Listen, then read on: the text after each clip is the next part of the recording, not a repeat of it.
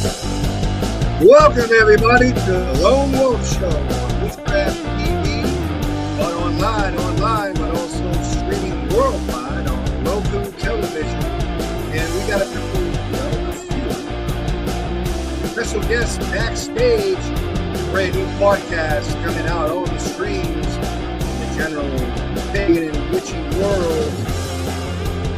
Witch, and we're going to introduce them right now. Without any further ado, we have Buffalo Woman, we have Karen. Hello, everyone. Thanks for having us. And also Moonlight Rose. Welcome to Witchcraft TV. Glad to have y'all on. I've been noticing on the streams, well, and then in the what we call the web of magic, so to speak, that y'all have been doing a new show called Witch. And so who actually who does most of the tech? Like, where did Witch come from? Who like kind of networked everyone together? You know, because it is a trio, and triangles definitely yield a lot of power. Thrice kind of current going on here. So I assume maybe Karen, you're the tech.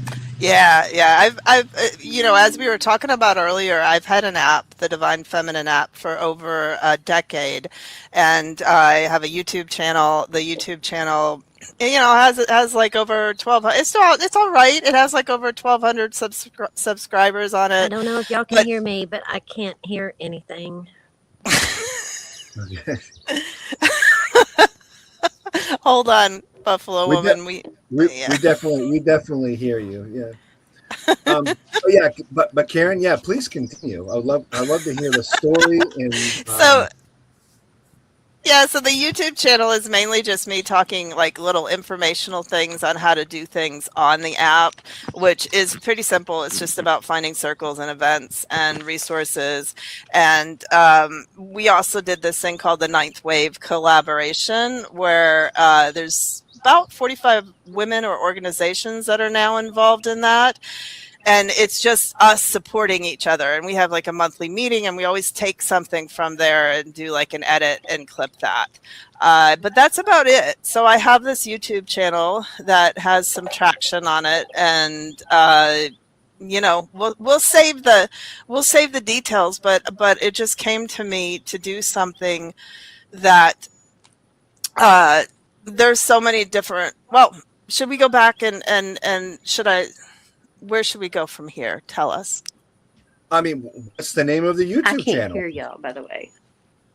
Oh, the name of the YouTube channel is the Divine Feminine app. I wonder why they can't hear us. Neither of them can hear us? Not really sure. Sorry about that situation with the tech gremlins and things.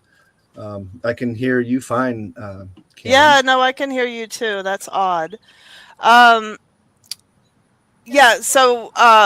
Okay, sorry. What did you ask? I was thinking about them not being able to hear. We were talking about the Divine Feminine, and also the YouTube channel, and your network of like minds, and how did that start for you? Oh, gotcha. Okay, so I probably a decade ago, over almost 12 years. And long story short, like a lot of us, I found myself struggling, hitting rock bottom, found women's circles. Through women's circles, she found me, the goddess. And again, long story short, I'm very involved now with goddess spirituality. It's kind of my thing. But over the years, I would see, doing these circles, and we do the circles on the new moons and the full moons. And I would start to notice that the intentions I had came true. I started just realizing that, I would set something or say something in the circle or write it down, and it would come true. And we're not, big things, small things. I was like, whoa. So I think that was when I first started thinking along the lines of witch, and started looking into that word, witch. So Moonlight Rose and Buffalo Woman, can you hear us at all, or they cannot? Okay. All right. Well, I assume the show must go on and things. Yeah, I'm muting. Should maybe they jump off and try to get back on? Right. Yeah. If you could tell them in a different format to do so, that may or may not help. Absolutely. Hey, sweetie. Me? Okay, gotcha. Yeah. Well, we were just talking about technical things, and this is what I do all day long is I'm on video calls, and that sometimes the gremlins come, and it's just the way it goes. Yeah, no, where do you think the whole terminology of gremlins came from? Because I've heard that a lot in particularly in pagan media where it's the gremlins. Yes, thank you. Came from that movie, didn't it? The Gremlin movie? I hope so. I don't know. Yeah, I'm not really I'm not very good at details, which was another reason that we started. Oh, good, you're back. You can hear us, Jen, huh? You can hear and see? Which was another reason that I started this podcast, because all three of us, Jen and Buffalo Woman, they're local, and all three of us are very different type of witches. Jen, Moonlight Rose, she has so many books and resources, and has really embraced studying about all this and the knowledge of it. Buffalo Woman, she's really lived it. She's as she said, 5th generation out there in the lawn eating plants and herbs and always wearing bones around her neck, and then there's me, and I'm not so much I'm sort of a get it done type person, and that's what I've done with the app. Is I've been able to have this computer app that there's almost 12,000 people now that have registered, and that's without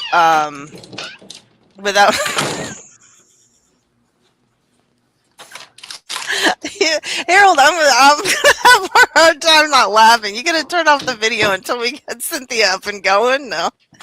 No. Is it possible that are you all celebrating the solstice together? Are you at the same place?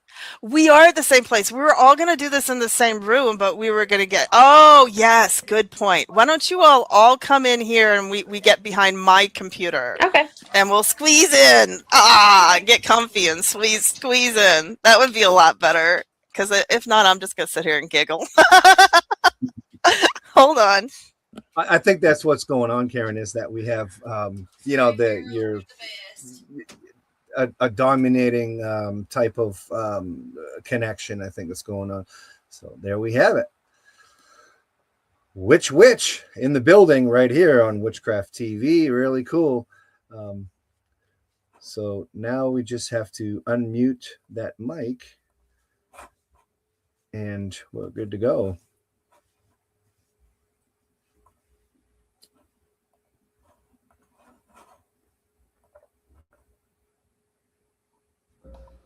All right. Now you're good.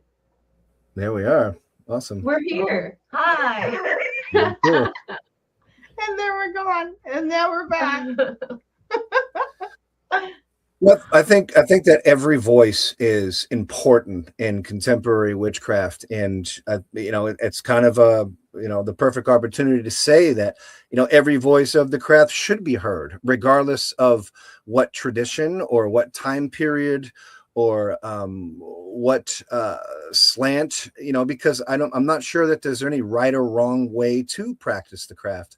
So yeah, every voice is important. So Karen, you were telling me about the YouTube channel and the Divine Feminine and your app that you're talking about.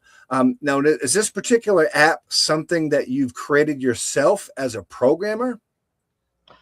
No, I've been working with the same person and actually a company in India for over the last decade.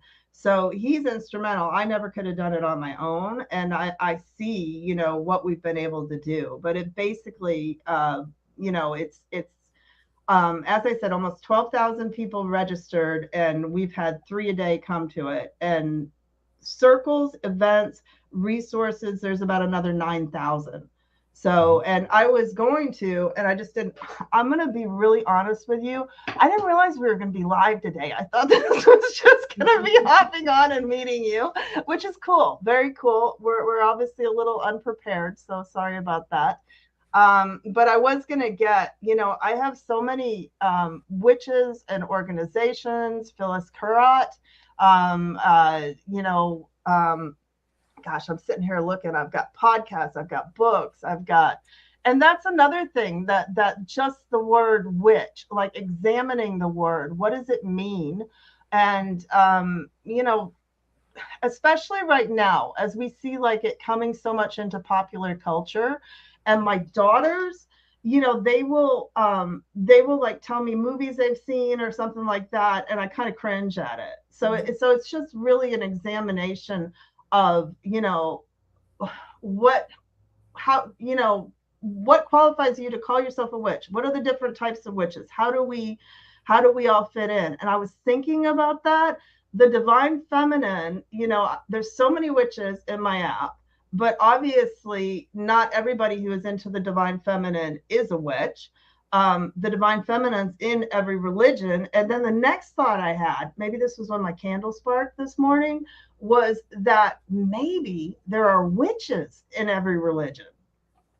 That's an interesting thought. I've got a friend who's a Jewish, you know, and yeah. So, and just what does that word mean? But I'm hogging it. So I'm going to turn it to one of you two.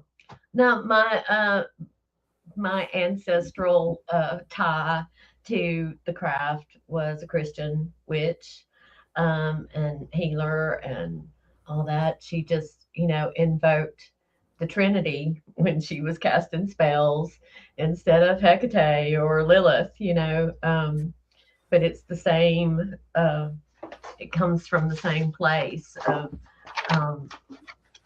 realizing that through our energetic pursuits, we can affect the world around us for the better. Yeah.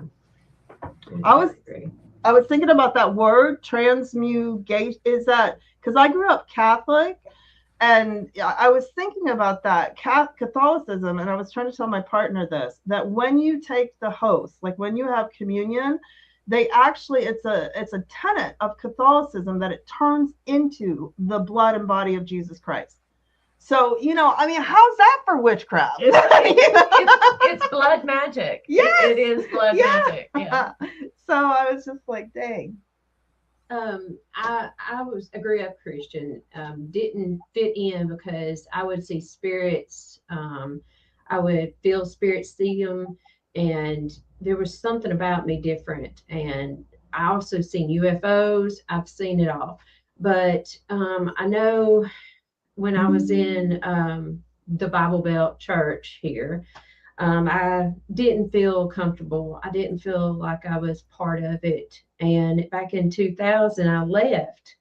And before that, I was researching a lot on witchcraft because I'm a book person, and researching. And a lot of people would say, you're going to hell for it. So I'd stop and I'd do it again and stop and do it again. And I couldn't help it. There was something about me I felt like pulled, if that makes sense. And I left the church, and I'm very thankful I did. And it's not to be mean against anybody. It's just I didn't feel like at home.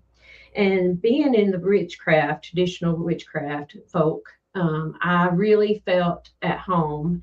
And back in 2015, I was in the closet, and I stayed in the closet until I met Cynthia, which from Huntsville, Alabama.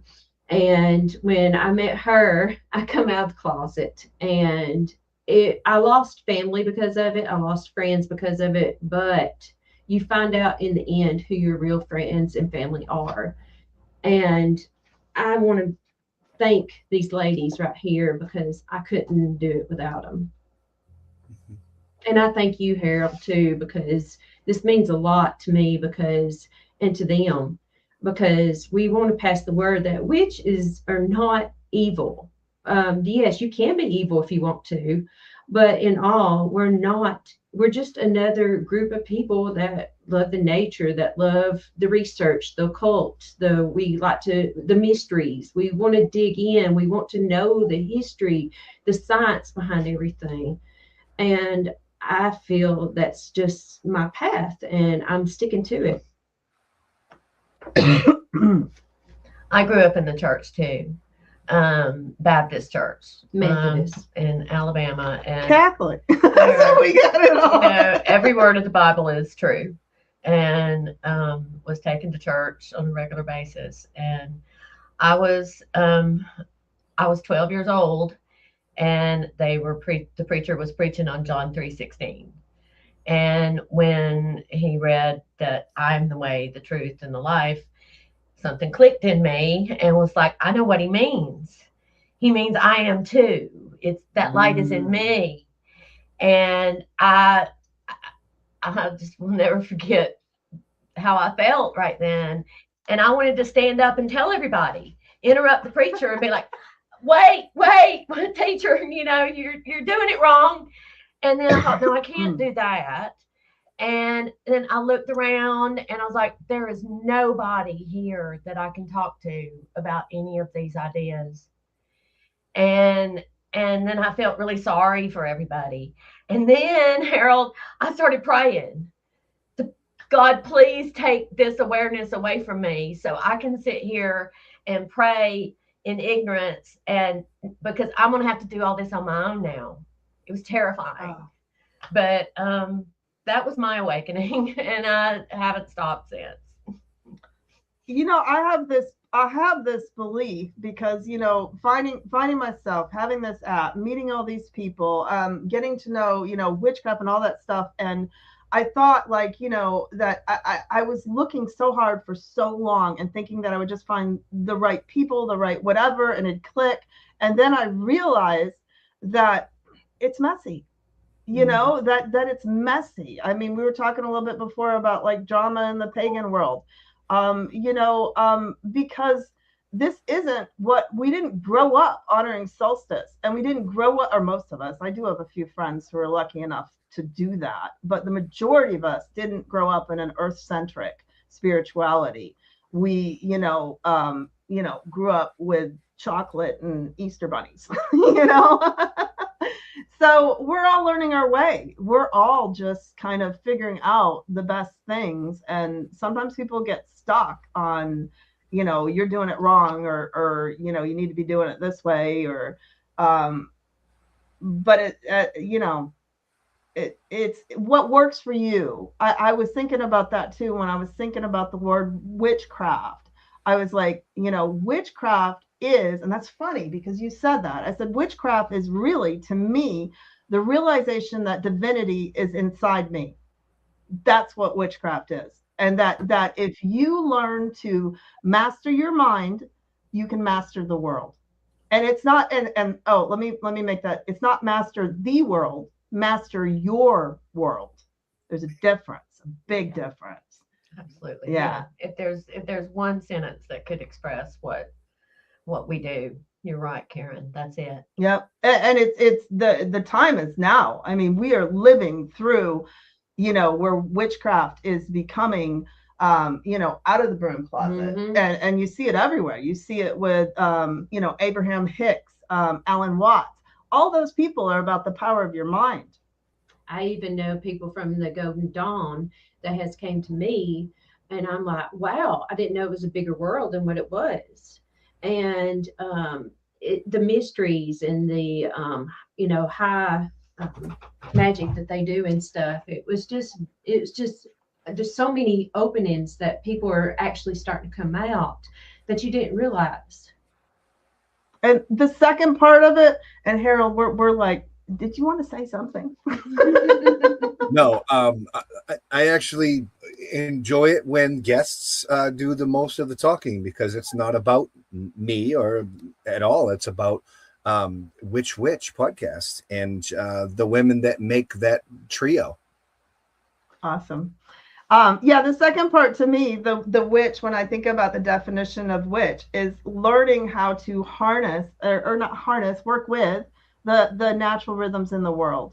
And that's just thinking about going upstream in a river versus going downstream and learning how to use, the cycles and the herbs and the spells and the intentions and all these different things that can help you in life.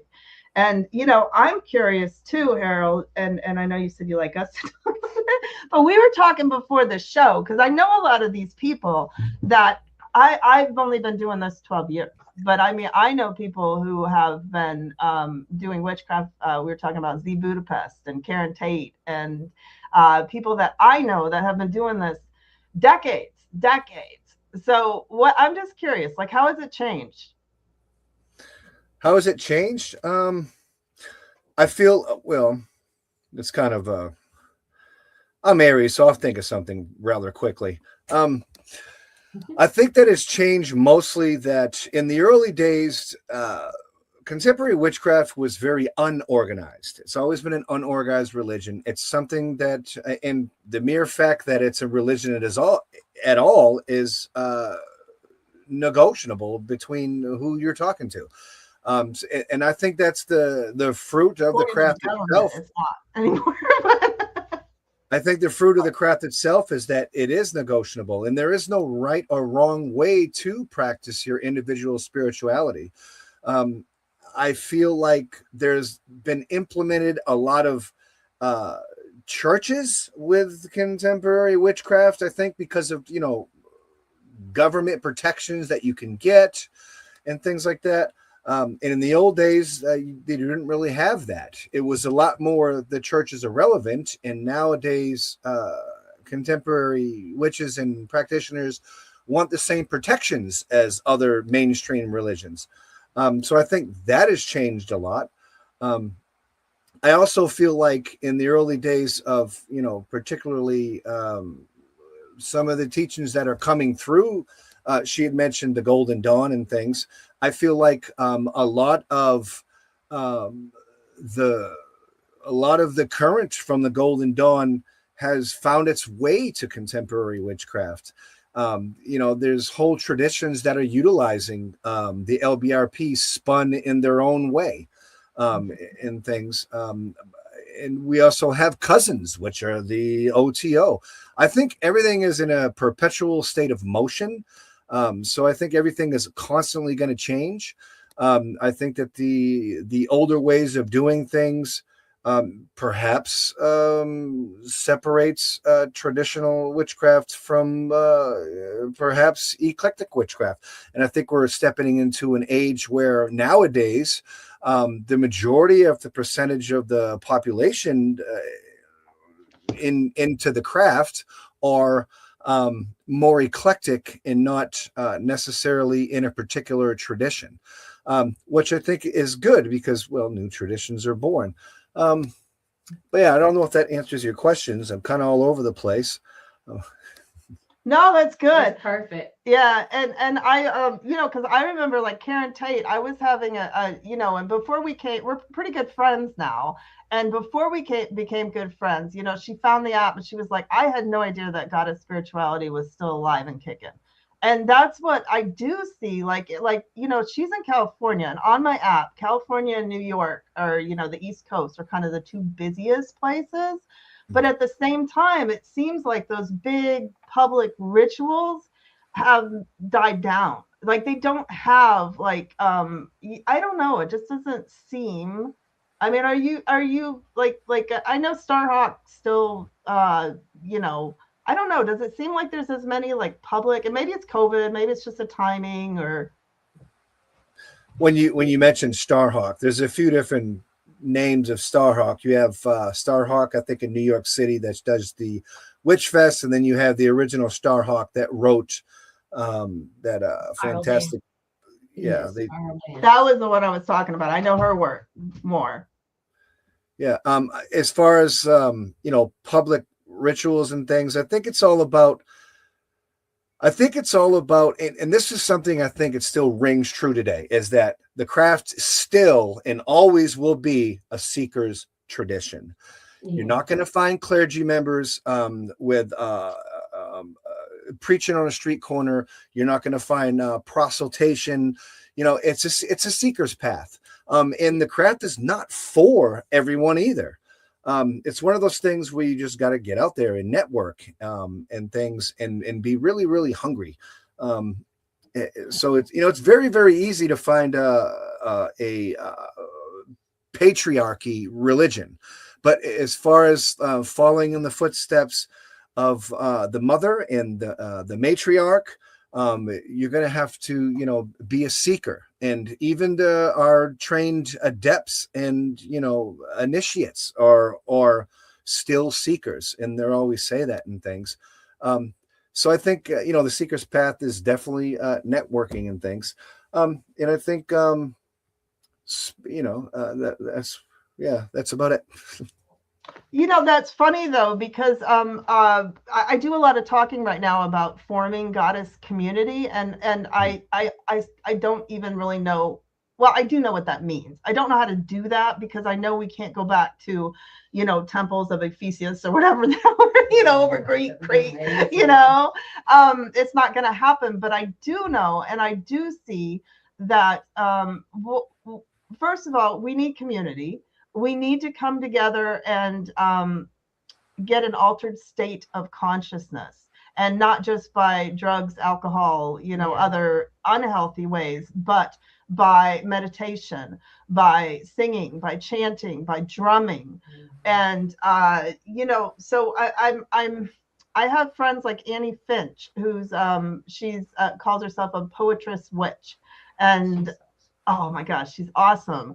And I did, she did a ritual for ASWIM, which is the Association for the Study of Women in Mythology. And they have annual gatherings.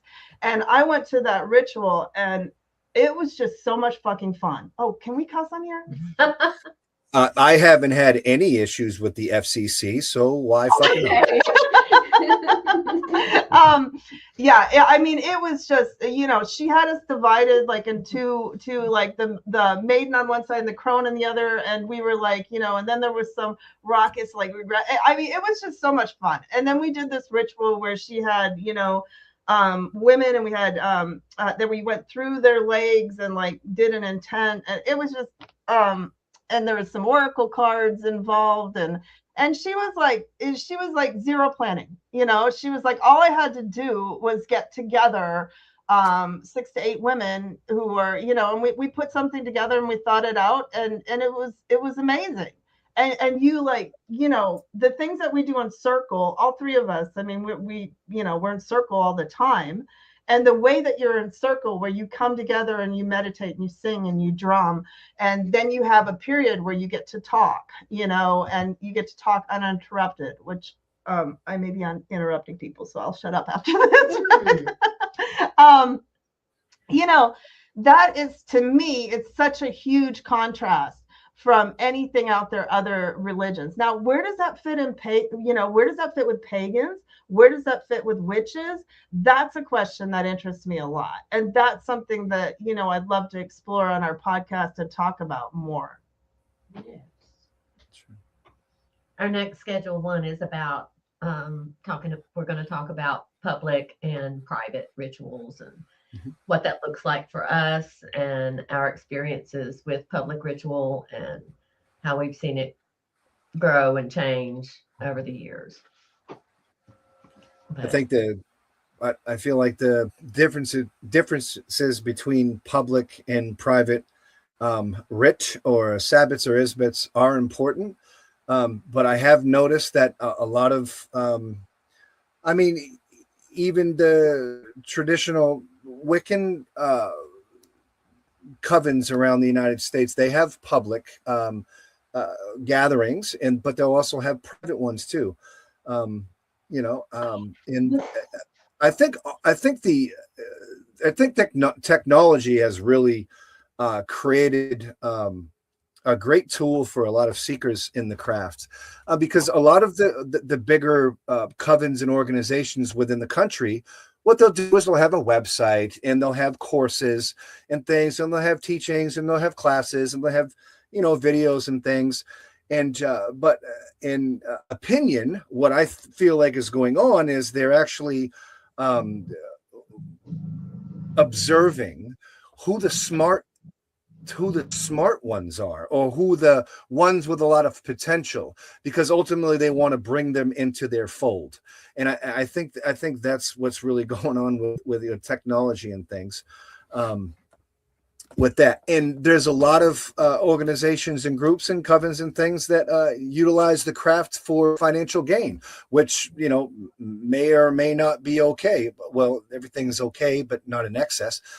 So I think that could be like baneful. But I think there's a time and place for everything. There's a time and place. There's a time and place for a public Sabbath or Isbet. There's a time and place for something private. If you are going to practice particular rituals like the Great Rite, you may, you do it like the older way, or with where everyone's sky clad, and you do an actual Great Rite ritual, you may want to, keep it private. Maybe not something you want public, because in contemporary times, it seems like it's a lot more family oriented. You have covens in New York City where their whole infrastructure is built on family oriented. Children's are there and everything, and which is good, in some aspects. So I think it's I feel like there's a time and place for everything. It's funny because I actually meant private, like being just by yourself, because I feel like, especially like, because the word witch is not as, it's more acceptable these days. And there are more people than ever before, especially the younger generation, interested in this concept. They're going out and they're seeking, or they're finding stuff online, or they're, reading books, and they're doing, private new moon or full moon or whatever, and not even like, I wasn't even speaking of like, okay, a private ritual with your coven, or versus a public, opening it up to the public.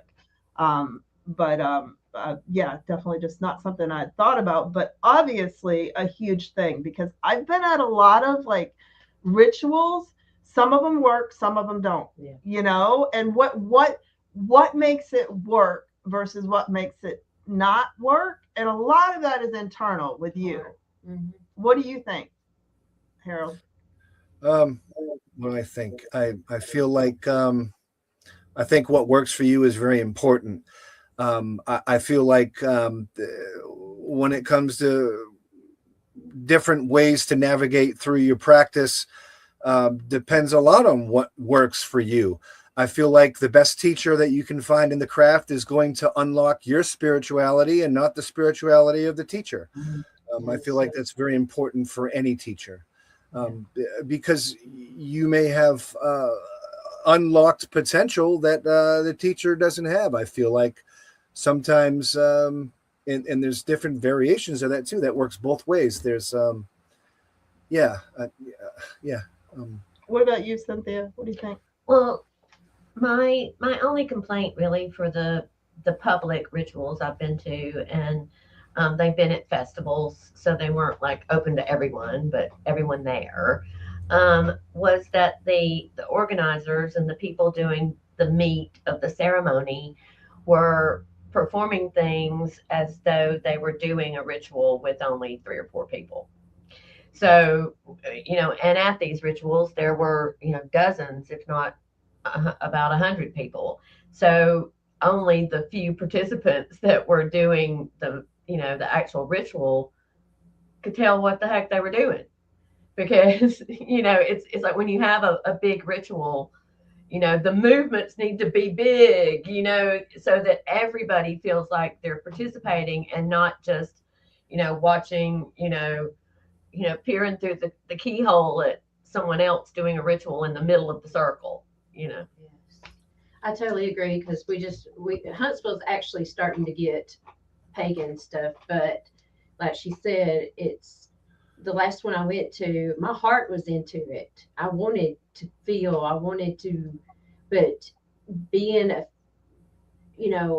don't know, it's exactly what she says. It's the group of the six, but it's supposed to be bigger. It's supposed to be the community. It's supposed to be, we're supposed to put all our heart into it, but it takes everybody to come out of the shell, the peephole. Yeah, and feel like they're a participant. I mean, why have a ritual with, more than just your close group? Yes. If you're not going to make everyone feel like they're an integral part of the ritual. I mean, to me, that's part of it. If not, you're just doing something like in the zoo, and everybody's just kind of watching. Because I wanted this. I wanted the last one we had, and I could not get it. Because it was just, it's got to take a community of people not peeping through peepholes. It's got to take the community of all of us together when we're together to be able to be who we are and let it all out. Okay, so I went to the Parliament of World Religions, and were you there? That's awesome. Good for you. Yeah. It was an amazing experience. I mean, 9,000 people from all over the world, every single religion. And I do want to say that I was upset because Goddess Spirituality was not on the checklist when I registered, which goes to tell you that, But anyhow, they had, who Matthew Fox, so he used to be a minister and left the church, and he did a cosmic mass, and everybody was kind of like a buzz, like, you got to go, you got to go, you got to go. So I went to the cosmic mass, and it was amazing. It was an amazing experience. He had some indigenous people with the directions and drums, and they were very talented, and they were, in the beginning, I think he had some more music. He started off with a grief session, which, God, we all freaking need that right now, right? But he had us on all fours, like feeling the grief and then letting it go with these sounds. And my partner, he had just had surgery, so he couldn't participate. He was like sitting in the back, and he was like, Karen, he goes, I can't even describe the sound that was coming out from all of you all. Just this mass, and then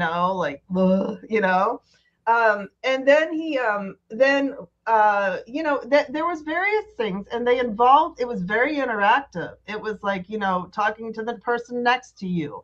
It was various things, and then it kind of accumulated in an ecstatic dance, which was, it was really good. I was so into it. I was like, oh my, I got to do this again. I got to put it on the app. It's just, this is the future of worship, is what I thought, and it's funny because what I hear you saying, Harold, is so far witchcraft has been a solitary pursuit, but that's something else. I feel like somehow right now we have to bring it to the masses.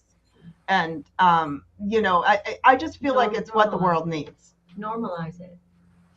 A little, because the more we get out there and do what we do, for anybody to see, the less fear there's going to be about what we are.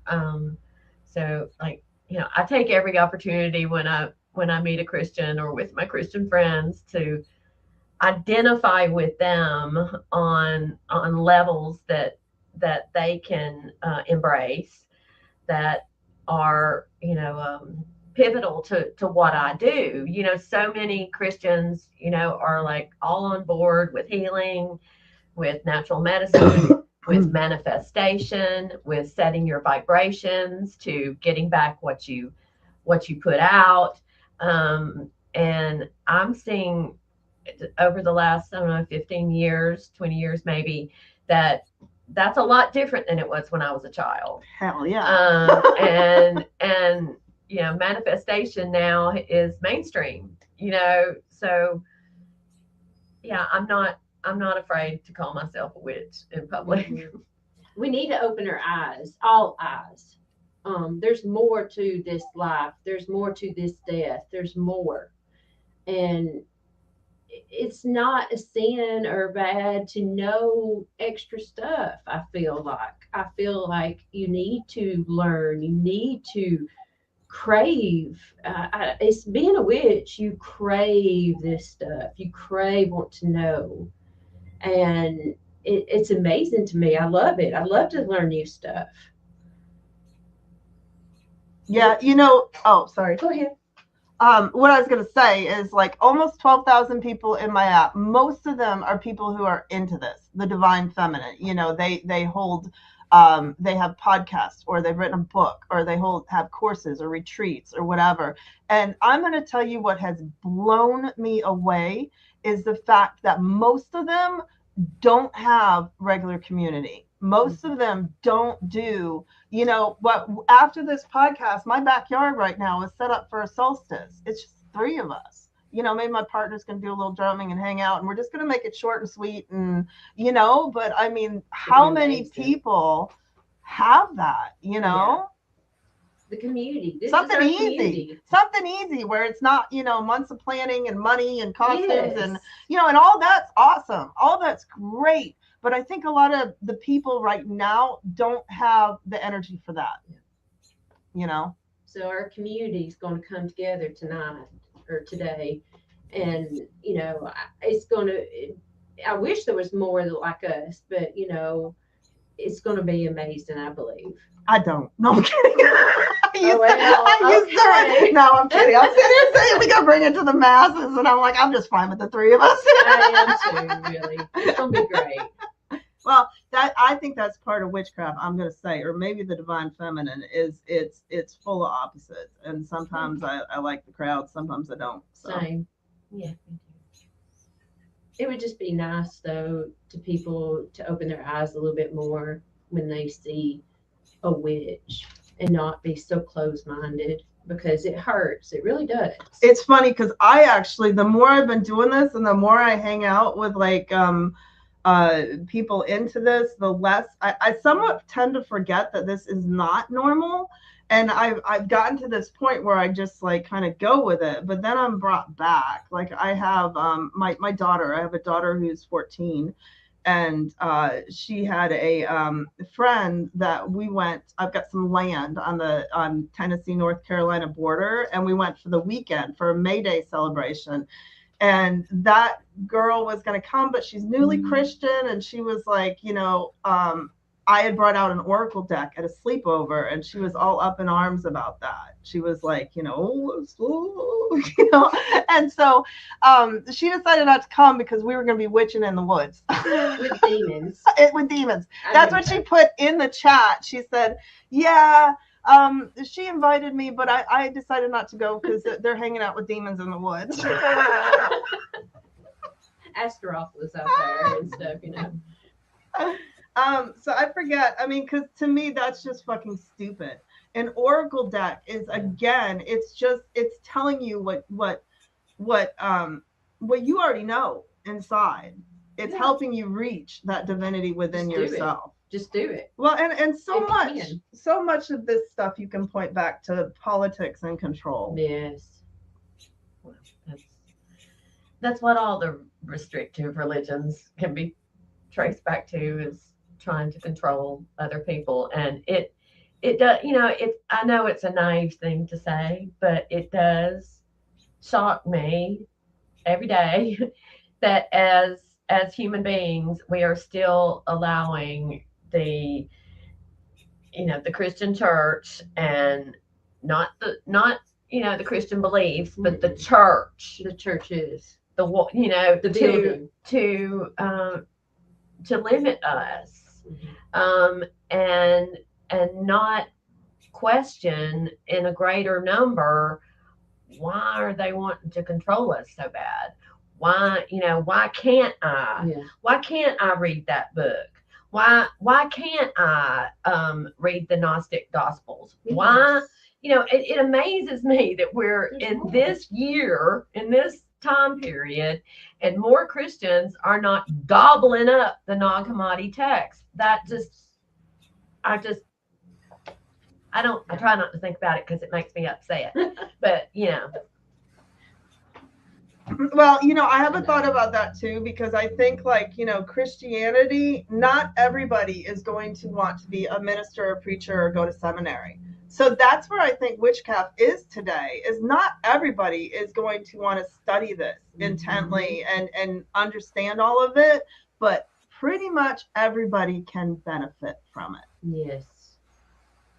It's beautiful. I mean, it really is. I mean, it's hard sometimes too, but in all, it's a beautiful thing. Beautiful way of looking at the world. Yes. We have to look at something beautiful nowadays. It's a rough whole entire world. And, being an empath and everything, it's very hard to see all this crap going on.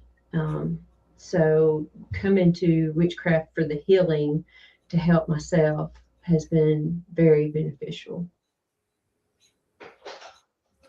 So we're getting at to the bottom of the interview and everything, and I really appreciate y'all coming on and sharing your spirituality with us on here on the station and things. The last thing that I would want to ask each and one of you individually is some words of advice to fellow witches, so to speak, or maybe not even witches, maybe seekers or magics peoples or druids or shamans, because lots of different people in our community wear different hats. Yes. And wear different egos and things. And a witch is a very, very comfortable skin, so to speak. But what would be your words of wisdom to your fellow person of spiritual goodness, because we definitely don't want to give people bad advice here on Witchcraft TV. So what would be your advice? I would love to hear that from y'all. Closing words, so to speak. I just feel like, to me, I feel like you don't need to give up. Keep your eyes open. Be who you need to be for yourself first. You are first. You have to be first. If you're not first, you cannot continue on. Think of yourself, and I know that sounds bad, but think of yourself and heal yourself, and then open your eyes, and then you'll be able to help others. And I just feel like, being an empath, like I said, let's think of ourselves, and let's look at your heart and not scar it, but let's look at it and mend it and continue on. I would like to say to all young witches out there to get off of TikTok and don't pay any attention to the gatekeepers telling you can't do it this way. You can't, you gotta do it this way, or it's not going to work. I see so many young people, and not necessarily in age, but young practitioners going, oh, I did the spell, but it's not going to work because I forgot to light my candle, or I don't have the right kind of incense, or I can't incorporate that because that's cultural appropriation. And part of being a witch is giving yourself the freedom to cherry pick from every religion or school of thought that's out there. And the only people that I've ever encountered, and I'm an old woman, so I've encountered a lot, that complain about cultural appropriation are not in the culture that they're up in arms about. I call myself Buffalo Woman because the white Buffalo Woman came to me in a vision that I didn't even try to have, out of my body and everything. Crazy. But, obviously I'm not American Indian, but I've met a lot of American Indians, indigenous Americans, and none of them have ever, preached this, you can't do that because you weren't born in that culture. I've also, I incorporate voodoo into my practice. And I lived in New Orleans for a while, which is where I really got into it when I was there. And I knew some African Americans that practiced it, and not a single one of them were like, oh, you can't do that because you're a white woman and you weren't raised in the Caribbean or in Africa. It's people that, so I would love to see more people allow themselves the freedom to explore anything they feel drawn to explore, and to not have that fear. Hey, women, if we're not, then we're, we're people who cross boundaries, right? Yeah. My advice would be, don't be afraid of what you don't know. And I stole that from Steven Spielberg's movie that I saw yesterday, which is really good. And I would really recommend it. But, I see so many people, especially in today's world, who are just afraid. They're just letting fear run their freaking life.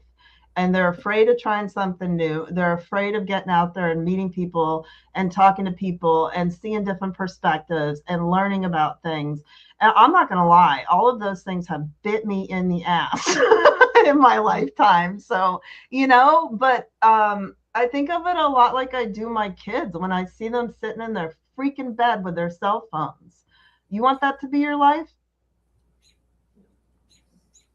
That's all I got to say. Thank y'all so much for coming on the Lone Wolf Show on Witchcraft TV and bestowing your spirituality. And it's really cool. And I wish the best of success for Witch Podcast. And where can we hear, where are we going to find the future episodes for that? Is that going to be a YouTube thing? Here. Okay. Right here. Right now it's on YouTube. If you go to the Divine Feminine app, YouTube channel, and that is my plug for my app too, thedivinefeminineapp.com. But you'll find it there on YouTube. And so we're just doing an episode a month. You may feel up now. We're working on it. Hell yeah, make sure you keep it right here on Witchcraft TV.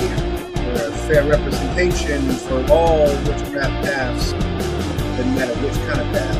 Occultic, magic. Hail to the matriarch, that's for sure. See y'all next time. Bye.